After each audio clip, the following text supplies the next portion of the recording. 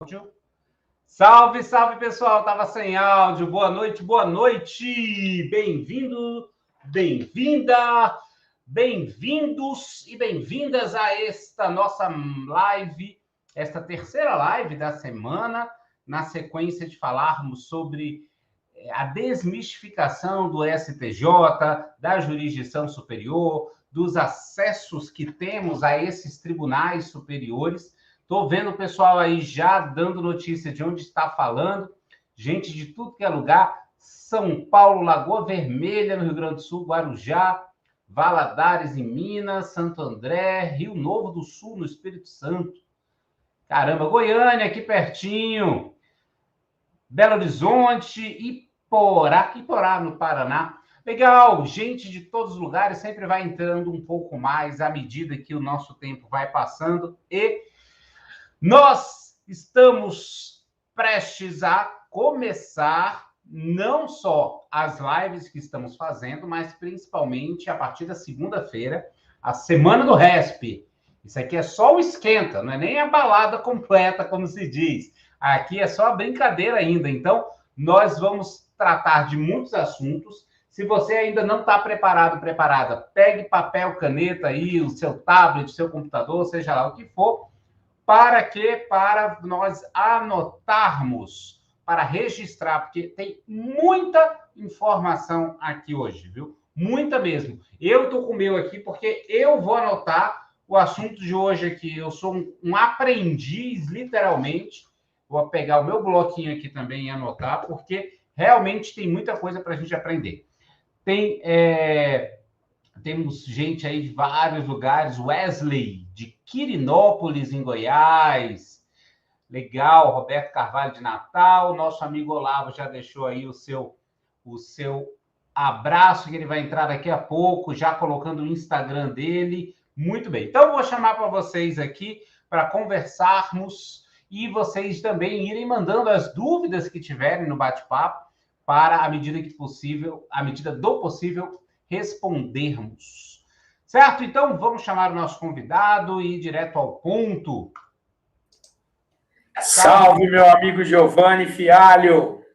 Como é que tá, Olavo? Obrigado, meu amigo, pelo seu tempo, sua disposição. Você que tem 444 coisas que faz por dia e um dia quero chegar nesse nível, viu? Quero aprender. Muito obrigado. Um prazer, querido. Você é um grande amigo aí que eu admiro muito, né? Comecei essa amizade sendo aluno, aí depois você me pergunta para o pessoal ficar sabendo como nós ficamos amigos, e aí eu encantado pela sua didática, nós fomos trocando mensagem, né? E hoje estamos aqui juntos, vamos bater um papo aí sobre arbitragem. Já tomamos um vinho juntos e já temos outro prometido, não é isso? Facilmente, vários. Legal. Meu amigo, obrigado pela sua presença de verdade. Temos pessoas aqui que com certeza são seus alunos, seus fãs, seus seguidores, mas talvez outras que tenham um primeiro contato contigo. Então, por favor, faça a sua deferência pessoal. Bom, eu sou amigo do Giovanni Fialho, né, que é o melhor parte do meu currículo. E eu gosto de estudar direito constitucional e arbitragem. Sou procurador do Estado desde 1998 aqui no Estado de São Paulo. Moro em Ribeirão Preto. Dou aula desde 1999. Passei por vários cursos, graduações, especializações. Hoje eu dou aula no doutorado e no mestrado da UNAERP, também na graduação. Sou professor de convidado de vários cursos. Fiz mestrado e doutorado em Direito na PUC. Tenho esses livrinhos aqui que estão aqui e outros. E adoro falar de direito, adoro fazer amizade, adoro aí trabalhar, tenho vários empregos aí e tenho me dedicado também à arbitragem. Mas o que é mais legal é bater papo e é assim que as pessoas conhecem a gente de verdade, né, Giovanni? Currículo é de menos. Com certeza, eu gostei de mais do que você falou agora. Tenho vários empregos, pareceu aquela série lá do Meu Marido Tem 2 Empregos, me lembrei disso. Mas olha, meu amigo, brincadeira à parte, é um aprendizado sempre tamanho, e por isso que nós já vamos entrar no assunto para entendermos. Eu acho que vou fazer uma pergunta básica sobre o teu tema principal de abordagem, né, que é a mediação, a arbitragem. o que é a arbitragem? Bom, excelente. Vamos começar então tratando o que é arbitragem. A arbitragem é uma forma de você solucionar litígios que versem ou que tratem de direitos patrimoniais disponíveis, que são aqueles direitos que você pode fazer acordo. Qualquer litígio que você pode fazer acordo ou contrato pode vir para a arbitragem. Fora do judiciário, é uma modalidade extrajurisdicional estatal, mas com natureza de jurisdição privada. Daqui a pouco nós vamos falar isso um pouquinho, porque tem STJ aí no meio, e aí vem RESP na cabeça. Mas as partes elegem, por meio de uma convenção de arbitragem, que é o gênero, que tem duas espécies, a cláusula e o compromisso. A cláusula, ela é prevista em um contrato, uma cláusula pequenininha, como se fosse um foro de eleição, mas é com opção pela arbitragem, e geralmente por uma Câmara, porque aí tem regulamento, já resolve vários problemas, ou compromisso. Mas no compromisso já tem briga, Giovanni. E aí fica muito difícil chegar num denominador comum só com compromisso. Por isso que é importante ter a cláusula cheia com a delimitação e definição já da Câmara. Porque na hora que surge o problema, ninguém consegue paz. Um advogado quer fazer picuinha para escolher a Câmara, outro advogado quer fazer picuinha para escolher o árbitro. Com o regulamento da Câmara adotado na cláusula, o próprio regulamento das grandes e boas câmaras já define quando as partes não têm acordo como escolhe o árbitro. Então, isso é importantíssimo dentro do conceito, já buscar uma cláusula cheia. Porque se a cláusula só escolher a arbitragem, aí nós vamos para o judiciário para complementar a cláusula. Aí é complicado. Mas então, as partes se elegem por meio da convenção, quanto a direitos patrimoniais disponíveis, e aí vão para o árbitro, dão poderes para o árbitro ou para os árbitros, sempre número ímpar, 1, 3, 5 ou 9, geralmente são 3, mas pode ser árbitro único que sai mais barato, e esse árbitro decide com força de coisa julgada. Ou seja, os efeitos da sentença arbitral são idênticos à sentença judicial. É isso que prevê a lei de arbitragem no artigo 18. É isso que prevê a lei de arbitragem no artigo 31. É isso que prevê o CPC também. De forma que ela tem aí os mesmos efeitos da coisa julgada judicial. Portanto, essa equiparação dá uma garantia tremenda. E o último ponto que é interessante eu mencionar. Hoje, o judiciário civil só recebe questões de direitos patrimoniais disponíveis na sua massa. Ou seja, nós tínhamos que desalocar isso para resolver. Ora na mediação, porque aí é um acordo e um terceiro neutro instiga as partes a entrar no acordo, ora na arbitragem. Porque dessa forma o judiciário poderia cuidar de direitos indisponíveis. Direitos indisponíveis, cuidando de direito penal, de improbidade, corrupção, essas coisas. Olavo, e agora eu fiquei com a seguinte questão, que essa, inclusive, é uma pergunta que já tinha vindo, porque algumas pessoas viram que você falaria sobre esse tema, e já mandaram algumas dúvidas. Eu peguei umas duas lá no Instagram, eu acho que uma já vai entrar aqui. A dúvida é se os 3 árbitros, ou mais de 3, porque quando é só um, tá tudo bem. Agora, mais de um, tem que ser unânime a decisão ou não? Sempre por maioria. Caso ocorra empate, o presidente tem um voto mais forte para desempate, tá?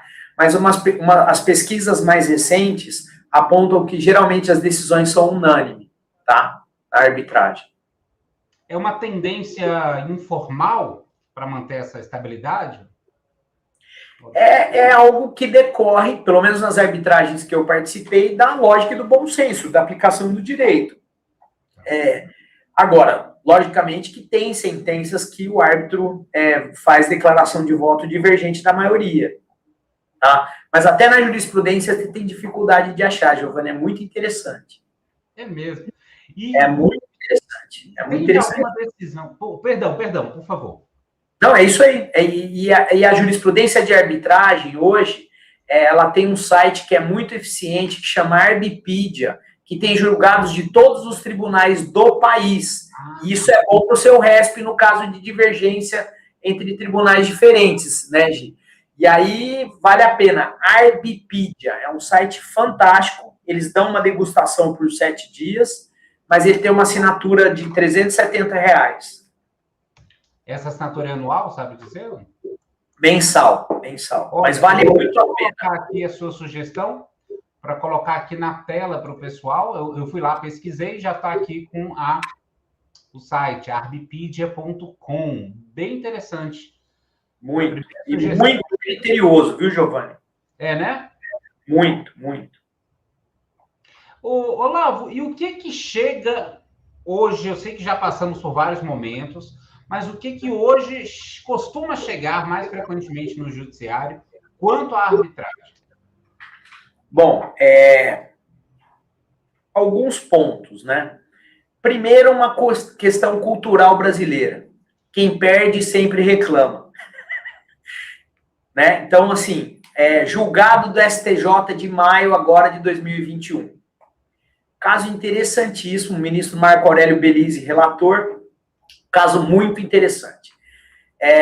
O árbitro, ao final da audiência de instrução, perguntou, o árbitro presidente, se os advogados tinham alguma reclamação, os dois, quanto à aplicação do contraditório e da ampla defesa.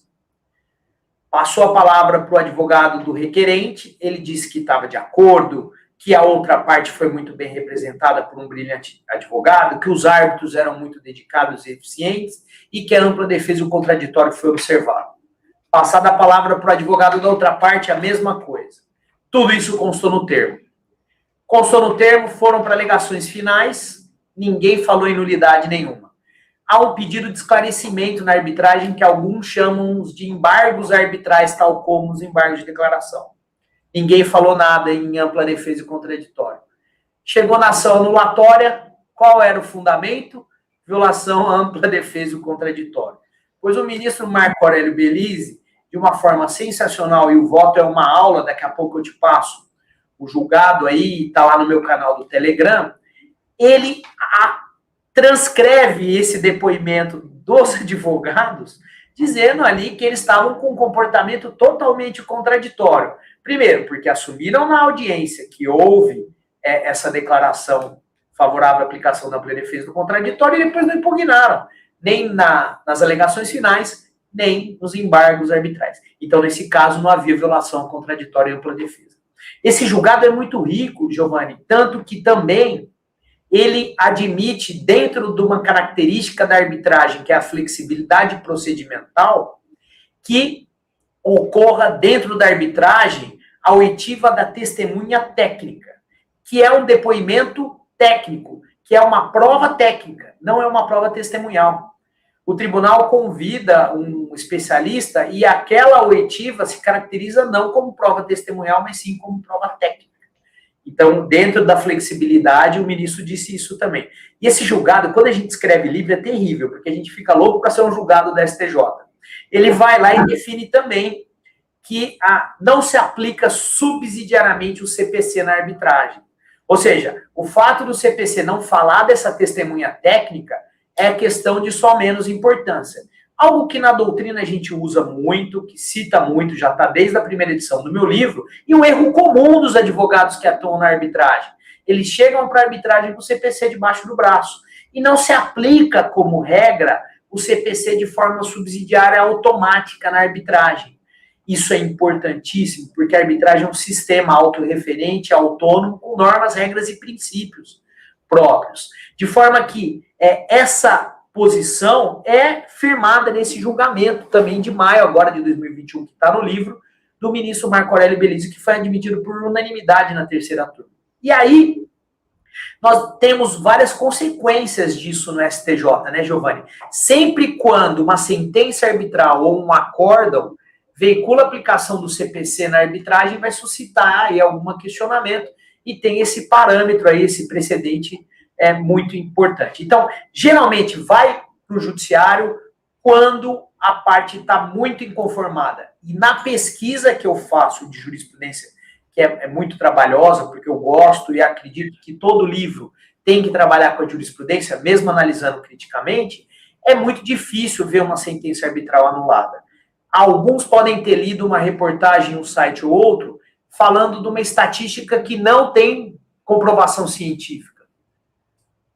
Não apresentaram comprovação científica. E a margem de erro é muito grande nessa reportagem sem comprovação científica. Porque na arbitragem tem confidencialidade. Como tem confidencialidade, não tem como apurar quantas sentenças arbitrais foram prolatadas no Brasil. De forma que, quando nós vemos uma sentença que anula uma sentença arbitral na ação anulatória, ela tem que respeitar o rol taxativo do artigo 32 da Lei de Arbitragem, que são questões formais. O judiciário não pode entrar no mérito da arbitragem, ele só anula. O STJ diz isso em vários julgados, que o mérito da sentença arbitral, o judiciário não entra. Ele diz se ela violou ou não o 32. E aí vai para outra fase de arbitragem, uma nova arbitragem, salvo naquele inciso do artigo 32 que prevê quando é nula a convenção de arbitragem. Porque se é nula a convenção de arbitragem, não cabe arbitragem. Aí vai ficar isso. Então, assim, geralmente as partes vão investigar a vida do árbitro. É impressionante isso, Giovanni. Eles saem contratando empresas de espionagem, começa a aparecer dossiê da vida do árbitro. Então, poderia ser árbitro, não, estava lascado. Pois é, então assim, tem que tomar um cuidado terrível. Porque, por exemplo, há um caso recente, e agora o tribunal está quebrando o sigilo também nas arbitragens, dos processos judiciais. Daqui a pouco eu falo um pouquinho sobre isso, que eu escrevi um artigo para o blog da GV de arbitragem. Mas o que é interessante, que você entra ali no processo, mesmo eu sendo contrário no livro a essa quebra de segredo de justiça, e você descobre cada coisa interessantíssima. Tem um tribunal composto de professores muito famosos, que o presidente mora em Alphaville. E num condomínio em Alphaville, bateram na porta da casa dele, ele abriu num sábado, chegou uma pessoa, deu um envelope na mão para ele, eu falei, mas não interfonaram? Não, eu sou sua vizinha aqui, moro no condomínio, meu marido é vítima de um complô, tá aqui um dossiê que entregaram pra gente, a arbitragem que o senhor preside tem uma fraude por parte de um coárbitro, tá aqui o dossiê. Ele falou, minha senhora, o árbitro não pode ter contato com as partes, eu não posso ter contato nenhum. A senhora, não, tá aqui o dossiê, dá uma olhada. Ele imediatamente entrou, fez um pedido de renúncia e entregou esse dossiê ao presidente da Câmara. O que tinha lá dentro? Subtraíram as contas telefônicas de um dos árbitros e tinha uma ligação para um escritório de uma das partes. Mas pode ser uma ligação do telefone fixo para encaminhar um livro, isso a jurisprudência admite. Pode ser para encaminhar um convite para um congresso, isso a jurisprudência admite, que não há comprometimento da imparcialidade. E aí alegaram violação a esses deveres, mas a jurisprudência não aceitou esse argumento e a sentença foi declarada nula. Só que o árbitro-presidente pediu renúncia. Então tem uns casos muito interessantes. Tiraram o árbitro-presidente, de qualquer forma. Tiraram, mas não queriam tirar, queriam comprometer aquele árbitro X. Mas que coisa... são curiosos demais esses casos, né? A vida, como sempre...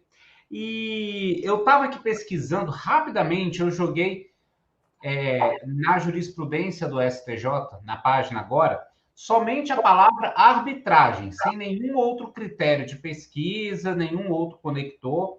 Somente a palavra arbitragem já traz pelo menos 351 acórdãos e quase 4.000 decisões monocráticas. E até eu vi aqui, e uma súmula. E é interessantíssimo, o papel do STJ na arbitragem é importantíssimo. Em 2019, saiu uma reportagem no site oficial do STJ, o STJ prestigiando a jurisdição arbitral. Nesse último livro que eu coordenei, que nós lançamos segunda-feira no Migalhas, em comemoração aos 25 anos da Lei de Arbitragem, o ministro Moura Ribeiro tem um trabalho sensacional nesse livro, e o ministro Moura Ribeiro reforça muito a importância e a força do STJ prestigiando a arbitragem. No princípio, competência é competência, que é um princípio vital para a arbitragem e que o STJ aplica direto. Você vai achar aí, nessa pesquisa sua, muita coisa de competência. principalmente, Giovanni, porque ele é vital à sobrevivência da arbitragem. Se você quiser, eu falo um pouquinho dele, mas fica à vontade para perguntar o que você quiser. Com certeza, vamos lá. Mas antes disso, mostra para gente, se você tiver aí, o teu livro. Tenho sim aqui, querido. Eu vou mostrar aqui, ó. Essa edição, eu tenho.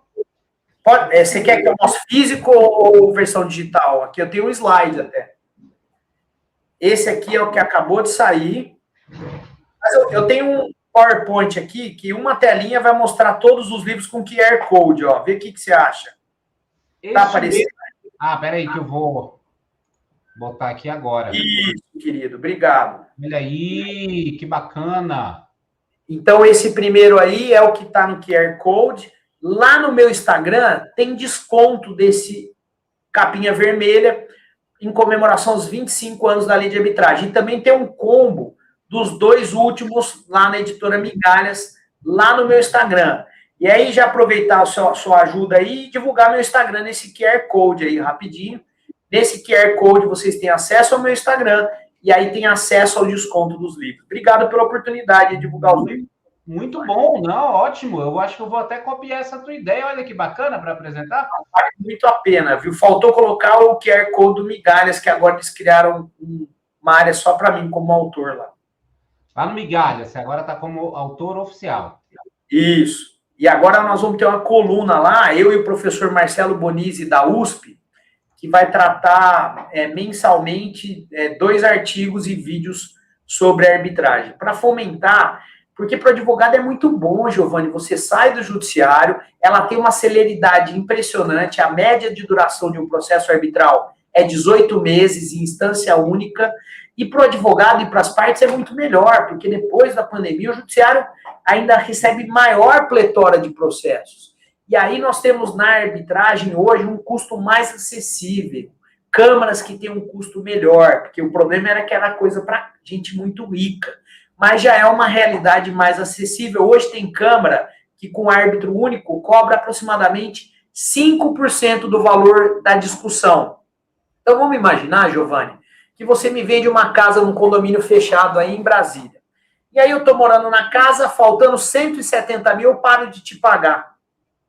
E aí você fica fulo da vida. Eu confiei no Olavo, deixei ele morar na casa e eu paro de pagar condomínio, paro de pagar IPTU, paro de pagar conta de energia e conta de água. Está no seu nome. Tudo isso vai sair protesto, dívida judicial. Você, com cláusula arbitral, uma dívida de 200 mil no total que eu devo para você, você vai gastar, por exemplo, na Camis, 10 mil reais. 6 mil com árbitro único, 4 mil com a taxa de administração. E em 18 meses, no máximo, você resolve isso. E nesse caso, a medida de urgência, a tutela de urgência resolve o teu processo. Porque você vai reaver o imóvel, vai vendê-lo ou alugá-lo e vai bloquear meu patrimônio para que até esses 10 mil reais que você gastou na arbitragem, você receba mais rapidamente. Agora, pensa como advogado. Você resolve isso, recebe a sucumbência, convencionando que os critérios de sucumbência são do CPC, e aí você pode pegar até 20%, e aí termina em 18 meses, você já executa a sucumbência e executa os contratuais também. Poxa, vai ser uma beleza o advogado. Sai da morosidade do judiciário. Interessante. Você usou um termo que é um sistema autorreferente e autônomo. Eu não posso dizer a mesma coisa academicamente do próprio recurso especial, porque ele não é um sistema autorreferente e autônomo. Mas, de qualquer forma, eu vejo alguma semelhança nos assuntos, do ponto de vista prático da advocacia, porque, querendo ou não, são situações mais fechadas em si, mais específicas nas suas regras, do que a grande maioria dos operadores do direito aprende. Que geralmente, o que se aprende é aquela ideia de primeira e segunda instância, acabou. Então, qualquer coisa de tribunal superior, vou entrar com uma reclamação para fugir do RESP também. Puxa, vai para a arbitragem, ou vai para o litígio do direito internacional em tribunais internacionais. A maioria não sabe, porque são nichos específicos, né?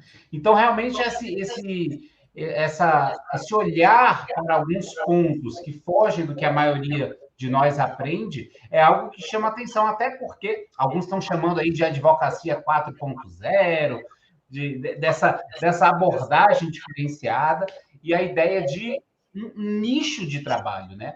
E me parece que tanto a arbitragem quanto os tribunais superiores têm esses nichos. Tem, completamente. E é interessante, Giovanni, que nós trabalhamos no livro muito análise econômica do direito. Então, a arbitragem, ela estimula o cumprimento espontâneo da obrigação. Nesse caso da casa, eu vou pensar 2 vezes antes de criar um litígio com você, porque a decisão vai ser rápida. E eu vou ter que te pagar mais rápido e mais caro ainda, porque vai embutir honorário, vai embutir um monte de despesa.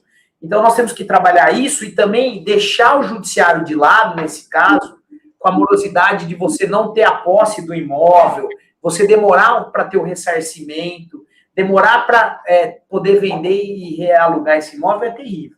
Mas eu queria te falar um pouquinho sobre a competência, que o STJ decide muito, você vai achar muito, vai ser muito parâmetro para conseguir derrubar decisões por recurso especial.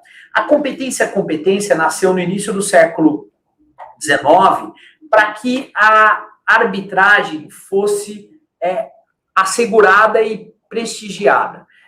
Ela significa que o monopólio da primeira palavra sobre a competência, sobre a vigência, eficácia e validade da cláusula ou da convenção, melhor dizendo, é do árbitro. Somente depois da sentença é que cabe controle pelo judiciário, para evitar a ingerência do judiciário estatal na arbitragem. Porque senão quebraria as pernas da arbitragem umas medidas anti-arbitrais no curso da arbitragem. Então, o STJ prestigia muito competência. Ele reforça e reafirma. Então, a primeira palavra é do árbitro. E se alguém entra em juízo, a ação é extinta sem julgamento do mérito. Salvo se a outra parte não alega na contestação. Porque se ela não alega na contestação, houve renúncia tácita à arbitragem. Essa é a posição do STJ também. De forma que essa competência ela é importantíssima e na jurisprudência do STJ nós encontramos 3 exceções que eu arrolo no livro. A primeira é contrato de consumo em que a arbitragem foi imposta ou obrigada ao consumidor, que ele não aderiu por livre e espontânea vontade, porque ele é hipossuficiente, nós sabemos disso. E também contrato de adesão é a segunda hipótese, sem as formalidades da lei de arbitragem, que ela exige uma cláusula específica, instrumento próprio, assinado, porque ninguém sabe o que está assinando no contrato de adesão. E terceiro, por aquele que não assinou a cláusula, que é uma hipótese absurda também. Então, são 3 situações excepcionalíssimas de ilegalidade clarividente, é essa expressão que o STJ usa, de casos ostensivamente aberrantes, em que o STJ admite esse controle prévio pelo judiciário, mas o resto não admite. E aí entra uma medida forte no STJ. Caso exista uma tutela arbitral e uma tutela jurisdicional, o STJ decide no conflito de competência. Isso é interessantíssimo. Isso aí sobe direto para o STJ. Que maravilha! E o Ivo está perguntando aqui sobre a transação de verbas trabalhistas na arbitragem, principalmente com as novas reformas trabalhistas. Nós tratamos disso no livro. O artigo 507A da CLT prevê arbitragem trabalhista para aqueles que ganham acima de 2 salários do teto da Previdência, que equivale a hoje a aproximadamente R$12 mil. Só que o 507A não proíbe a arbitragem em valores inferiores. Então, os arbitralistas são muito favoráveis à arbitragem trabalhista porque os direitos são transacionáveis em regra. Temos acordos na Justiça do Trabalho, salvo quanto à saúde do trabalhador. A EPI não pode ir para arbitragem, não pode ir para transação, que são os equipamentos de proteção individual. Mas a realidade do passado talvez um pouco do presente, de câmaras não idôneas e árbitros não idôneos, que são poucos, mas que mancham a marca da arbitragem trabalhista e que faziam aí arbitragens sem presença de advogado, sem o reclamante saber o que estava fazendo ali. Isso maculou a imagem da arbitragem na Justiça do Trabalho.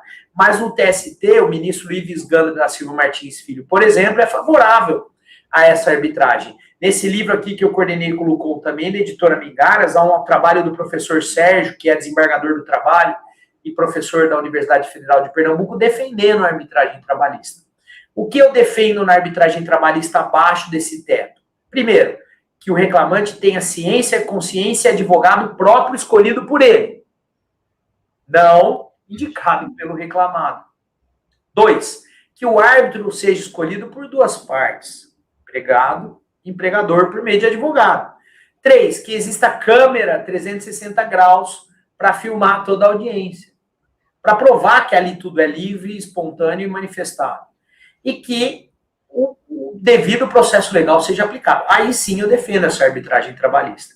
Por quê? Porque não há cláusula sujeita à reserva de jurisdição em matéria trabalhista.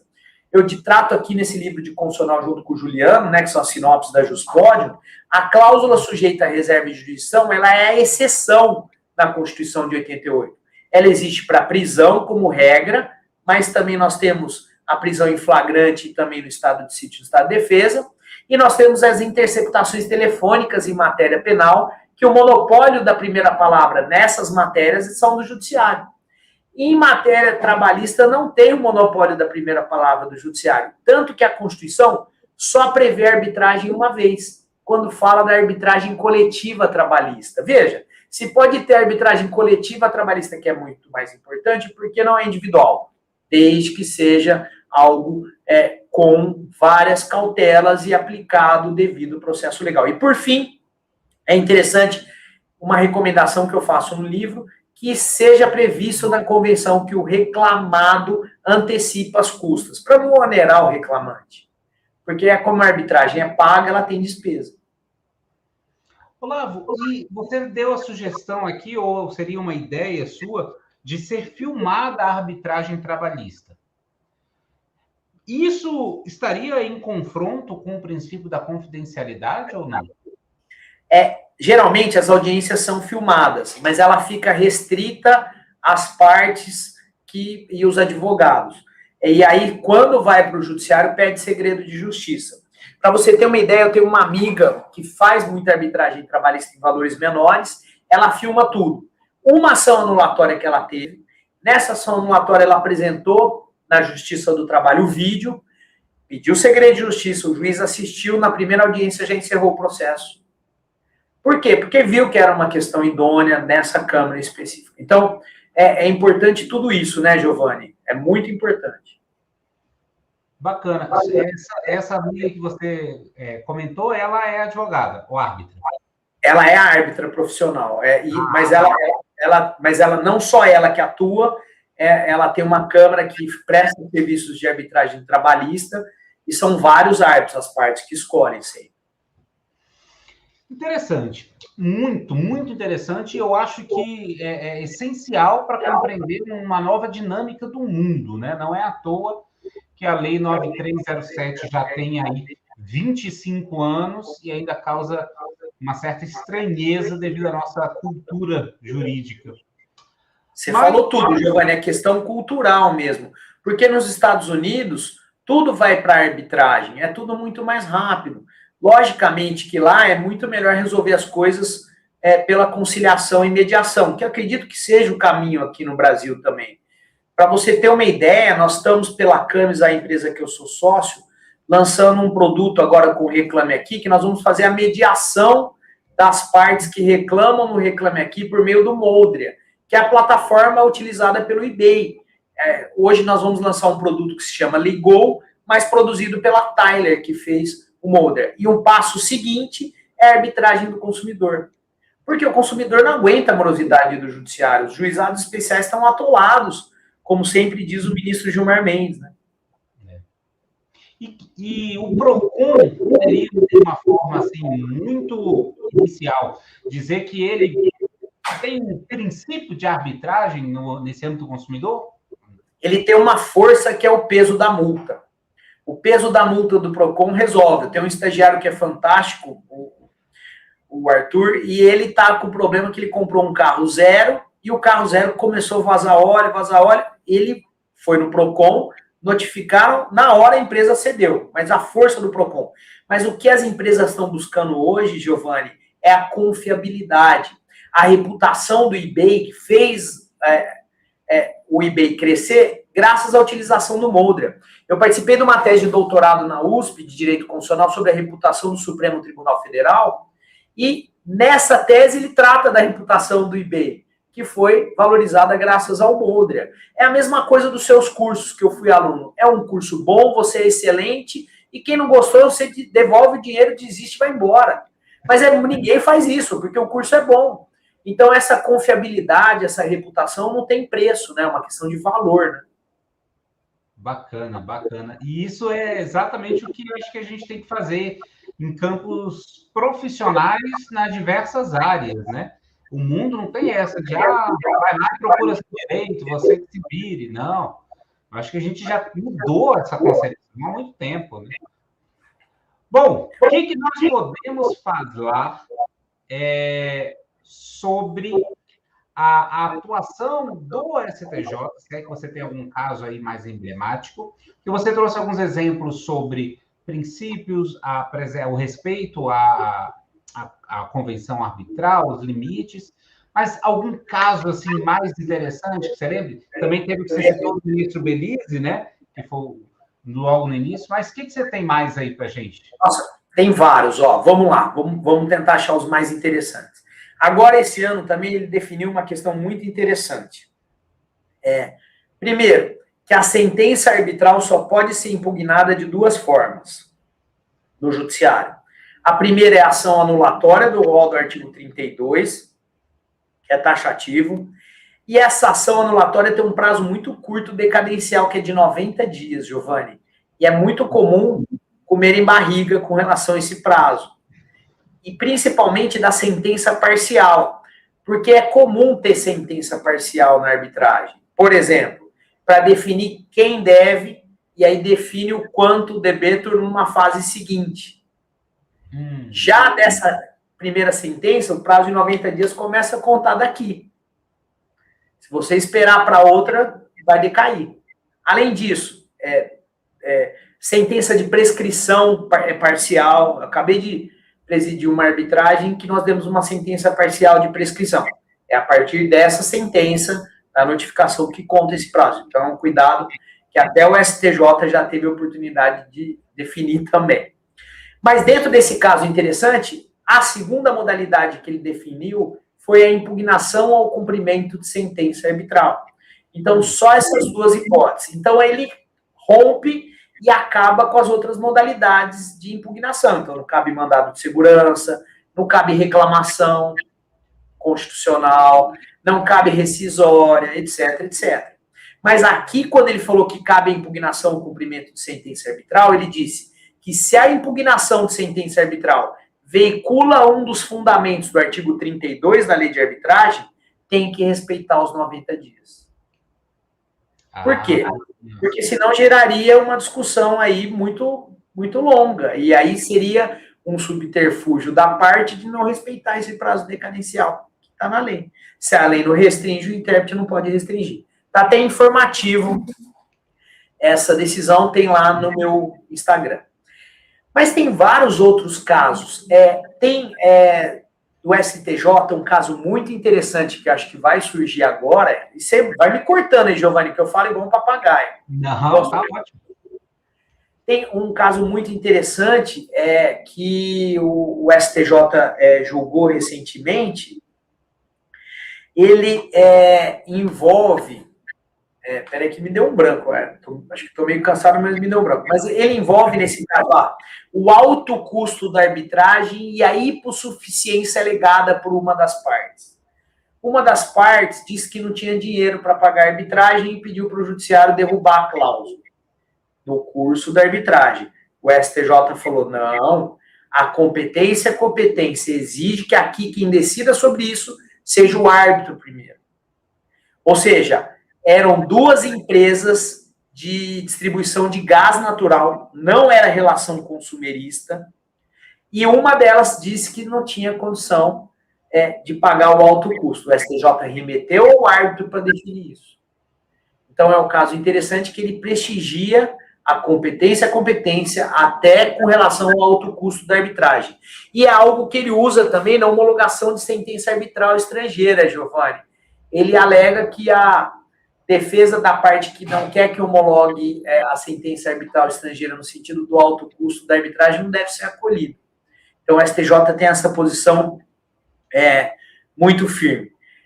Tem também um caso da Bengoa, que é muito interessante, uma das maiores arbitragens aí que nós tivemos já, que passou pela STJ, que ele não homologou a sentença arbitral estrangeira, porque o presidente, um dos árbitros, tinha sido advogado num escritório muito grande nos Estados Unidos que prestou serviço para uma das partes. E ele não exerceu o dever de revelação naquele caso concreto. O que é o dever de revelação? O artigo 14 da Lei de Arbitragem prevê que o árbitro tem os mesmos impedimentos e suspeições dos juízes, com um acréscimo que é o dever de revelação. Ora, o juiz, ele só pode exercer atividade jurisdicional e o magistério. Ele não pode exercer nenhuma outra função. O árbitro já é um agente privado. O árbitro pode ser advogado, pode ser engenheiro, pode ser médico. Não é requisito o árbitro ter formação jurídica. De forma que ele tem relações particulares, ele celebra contratos de trabalho, ele realiza negócios, etc, etc. E ele tem que revelar qual é a relação dele com as partes. Existem questionários. E nesse caso, esse árbitro não revelou. E aí o STJ falou, olha, ele não revelou isso, eram milhões que essa empresa pagou numa operação antiga para esse escritório, ele era sócio, o sócio tem participação na receita. De forma que, nesse caso, ele declarou nula a sentença arbitral. Mas e não homologou. É excepcionalíssimo isso, viu, Giovanni? Curioso, né? Cláusula de revelação. Isso parece chá de revelação, né? De bebê, né? De revelação do bebê. Bom, para chegar de qualquer forma essas questões ao STJ, exceto no caso da homologação de sentença arbitral estrangeira, que a competência já é direto do STJ, mas, em regra, nós temos aí o procedimento, né, natural do processo civil, já que, respondendo também a uma pergunta que passou aqui em algum momento nos comentários que eu vi, que era sobre a competência para ação anulatória. E nós sabemos que a competência, me corrija se eu estiver errado, é do juízo de primeiro grau. Então, nós temos aí a ação anulatória com todo o rito natural, digamos assim, comum, e podemos chegar no RESP. Porque a maior parte, inclusive, das questões são em sede de RESP. E aí é interessante, porque eu estou pensando nisso aqui e fazendo ao mesmo tempo. Deixa eu fazer um critério de pesquisa. Isso. Jogando aqui a palavra arbitragem na jurisprudência do STJ, que tenha sido decidido em RESP, nós temos um pouco mais da metade de todas as decisões do STJ sobre o assunto. Então, obviamente, é a principal forma de trabalho. A gente junta RESP com mais agravo em RESP e a gente vai para 2/3 das decisões, porque é a principal forma. Então, é curioso isso, porque eu fico imaginando agora até um escritório que possa se especializar em direito arbitral, mas que precise, eventualmente, de uma impugnação judicial. Então, a gente não tem como fechar os olhos para isso totalmente. E, por exemplo, Lavo, eu acredito muito na especialização, como falávamos antes.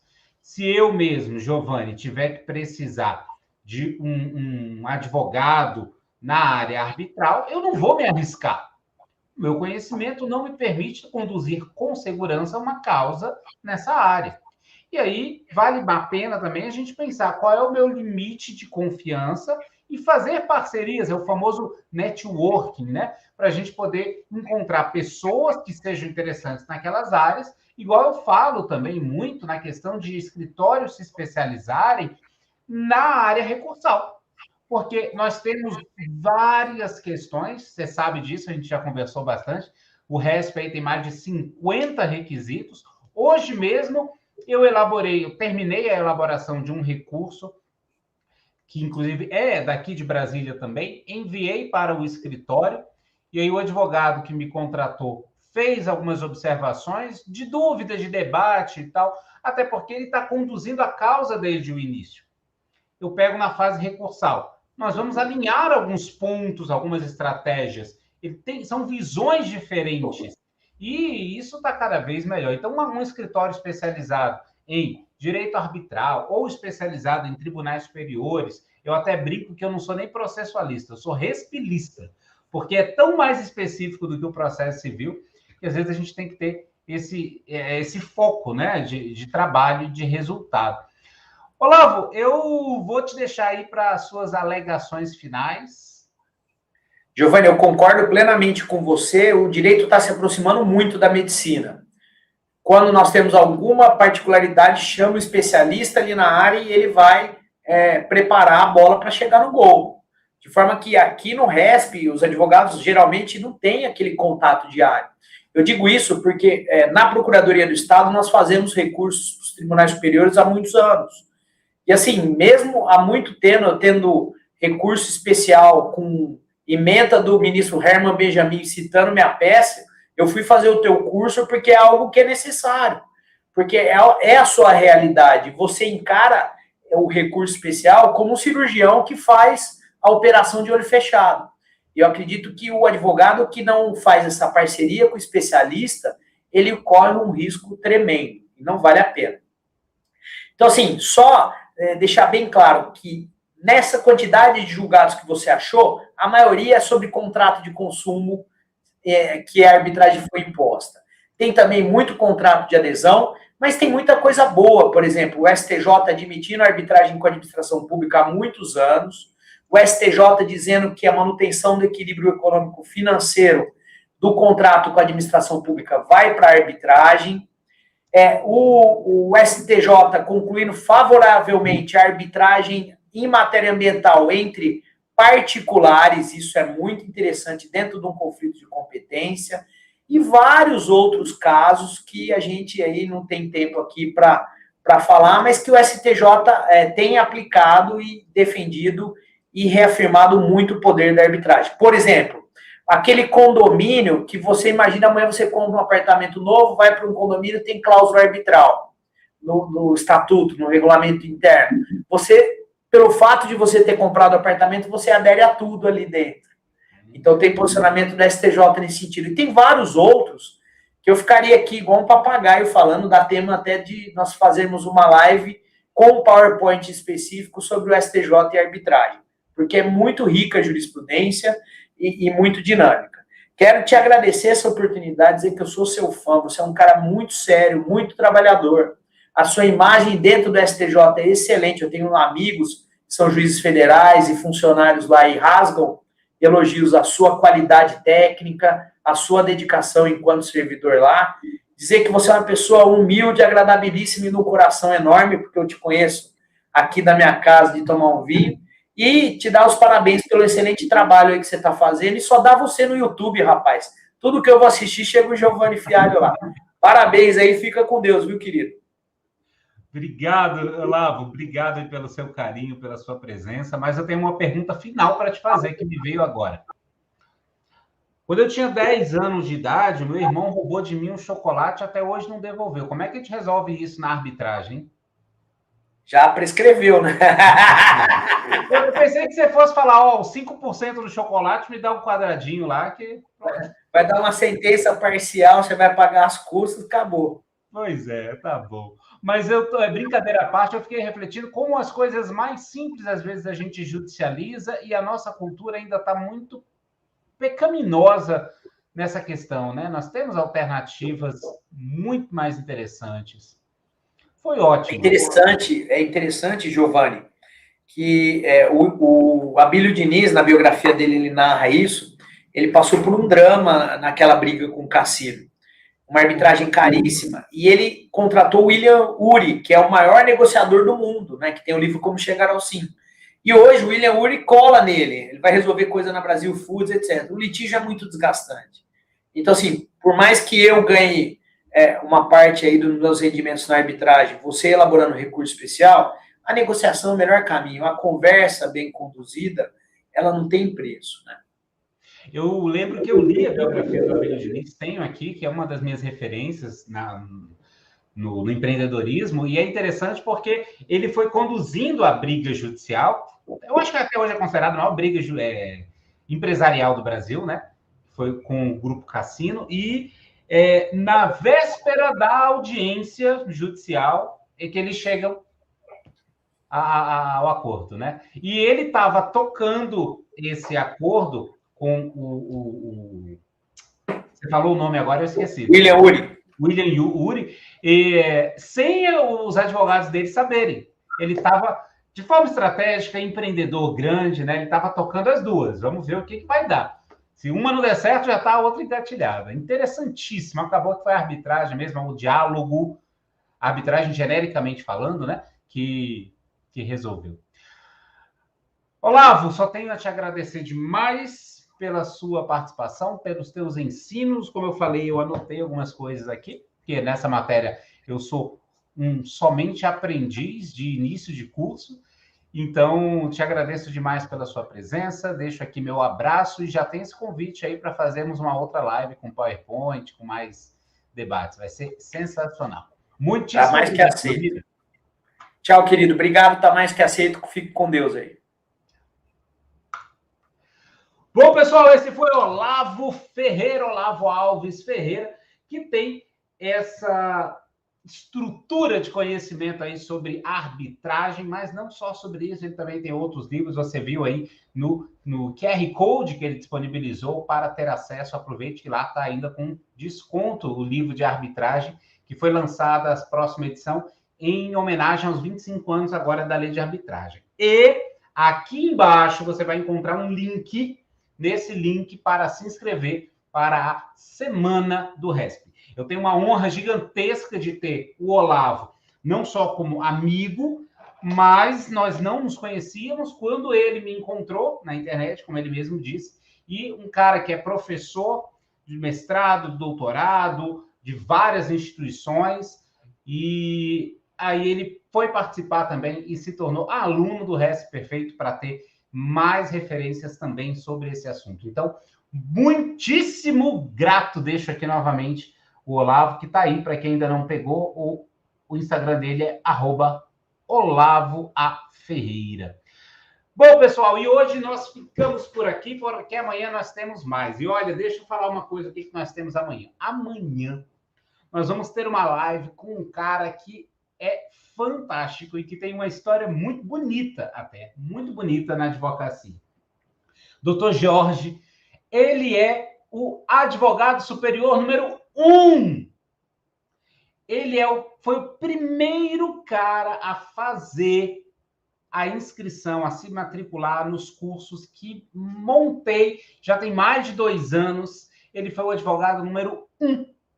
E mudou a forma como ele advoga, porque ele conseguiu resultados no STJ, inclusive casos que que foram providos, que estavam já envolvidos, ele estava no prazo, e aí ele estava no prazo quando conheceu, participou dos cursos e mesmo assim já conseguiu o RESP não só admitido, como provido. E pela primeira vez eu vou ter esse bate-papo público, que eu chamo para ele de advogado superior número 1. Está aqui ele, Jorge, já vi que ele está aqui. Obrigado, Jorge, meu amigo, obrigado por sua presença.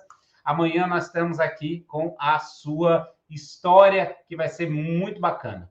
Então, se você ainda não se inscreveu, se inscreve aqui na Semana do RESP, para a gente se ver lá, porque aqui está só no esquenta, hein? O principal ainda vem a partir da semana que vem. E se você não compartilhou, compartilha. Curta, compartilhe, comente, me ajude a democratizar o acesso à jurisdição superior. Obrigado pela presença, beijo no coração. Tchau!